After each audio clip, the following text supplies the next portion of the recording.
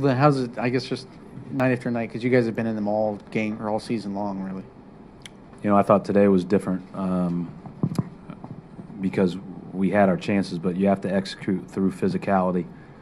And we didn't do that at the end. We were okay some parts of the game, but we didn't do that at the end. And so we've got to be, you know, I just talked about it in the locker room that, hey, I mean, we can sugarcoat it.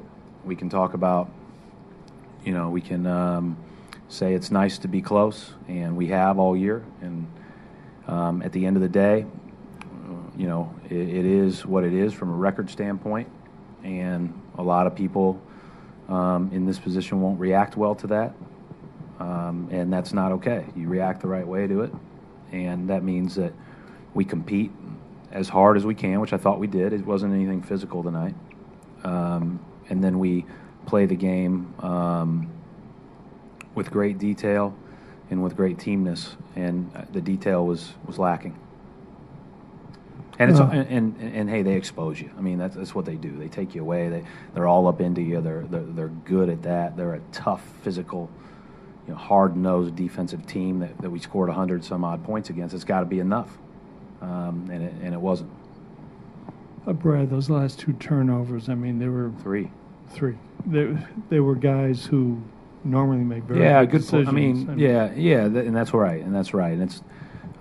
Hey, that happens, but we've all got to get better at executing. You know, again, there is no fault in effort, and when it's detail oriented, then the nice part about that is we can get better. Like, and I know it's, you know, we got 9 games left, you got 2 weeks left, and it's kind of like, well, how much better can you really get? Well, something adds up at the end of all this, and we've got to make sure that we keep plugging.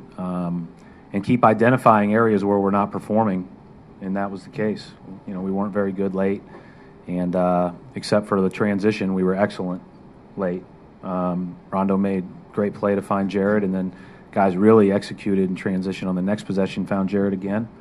So it's not an all-the-time thing, but it's, you know, we put ourselves in a tough spot by not getting the ball, not getting shots up in those situations. Brad, you seem more frustrated than usual. Could you say you're more frustrated than you've been in a while? No. I mean, I've been pretty frustrated. So, but it's, you know, it is what it is. And you know, the one thing I've got to do, and I've got to set the tone for, is my job as hard as I can, and so that's what I'm going to do. And our guys are going to continue to do that. And again, that's why I keep bringing it up. Like, it's not easy to be the team that's 23 and whatever we are. But, you know, your real metal comes out at those times too. And who you are comes out at those times. And so I want to make sure that, you know, I do my best to lead by example. I am frustrated by the loss. I'm more frustrated by how we played in those other moments.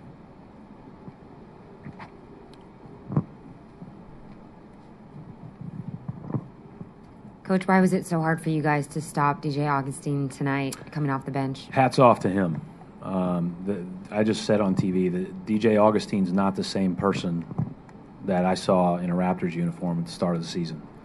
Here's a guy that had been, basically, not in the rotation in Indiana, moved to Toronto, not much better there, and he looks like the quickest guy on the floor. When he comes here, I mean, I honestly didn't think he had that kind of foot speed the first time we played him in the Raptors uniform. I thought differently when we played him in Chicago. Now I've watched him on film, so I knew what was coming. But he's playing great. He's found his niche. He's found a team that needs him to play freely, to score, and hats off to him. I mean, and that's kind of what, you know, in a different scenario, that's what I'm talking about. I think we're learning about what DJ Augustine's made of, because it hasn't been easy. And, you know, now he's persevering. He's playing just fantastic. Happy for him. Happy for stories like that. Brad, obviously you haven't been able to look at the film or anything, but on, your first report coming off the court, what do you guys need to change tomorrow to take down this Bulls team? Well, if they score 107, we will get beat. There's no way that you can depend on scoring up in the 100s to beat these guys. You've got to defend. We've got to do a better job on all the way through. I did think that we challenged some shots pretty well that went in. The shot that Augustine kind of threw up, that he tried to draw the foul, was great. I mean, it was great defense. We had a number of those, and to their credit, what they shoot from three, they shot 50% from three, and that was probably the separator in the game. All those things, but got to guard better, and then we've got to play offense the way we did for 45 minutes, and then finish better. Brad, are you kind of running out of things to say at this point? I mean, how is the approach with the team when it seems like I'm not the most vocal guy, but I won't run out of things to say. Gary, the last 2 days have defined our reality, and there's no hiding from that. It is what it is, and the reality is that we're a team that isn't by record very good.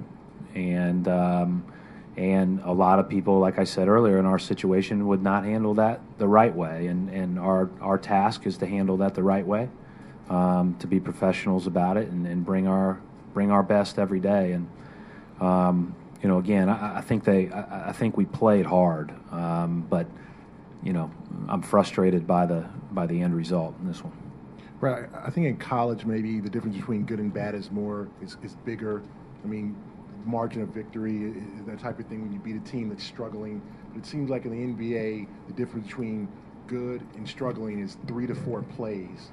I mean, would you say that? And how have you kind of digested that when that seems to be the difference? Yeah, I mean, I think that there is some truth to that. Certainly, when we reevaluate our season after it's over, we'll go back and talk about the margin. We'll talk about how this is how far away you are. I think that obviously, some teams have larger margins than others, and so it doesn't present itself quite as much. But it is a testament to these guys playing together, and I think it's also a testament to the new guys we brought in that have just kind of fit in. Bayless and Chris Johnson are playing great. They are playing great basketball right now, and I think that there's a lot of positives in what we're doing, but it is frustrating. It's very frustrating. But I don't think we can hide from our reality.